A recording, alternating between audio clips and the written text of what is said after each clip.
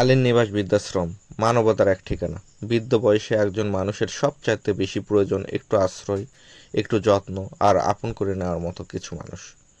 কিন্তু আমাদের সমাজে এমন অনেক অসহায় ও নিঃস্ব মানুষ রয়েছেন যাদের জীবনের শেষ সময়টুকু কাটানোর মতো নিরাপদ কোনো আশ্রয় নেই।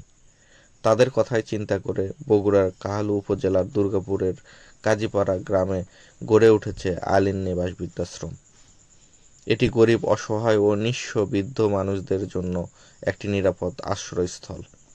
এই মহৎ উদ্যোগের উদ্যোক্তা কাজীপাড়ার কৃতি সন্তান আমেরিকান প্রবাসী শহীদুল ইসলাম টমাস। এই প্রতিষ্ঠানটির দেখভালের দায়িত্বে রয়েছেন তারই ছোট ভাই শরীফুল হক সবুজ।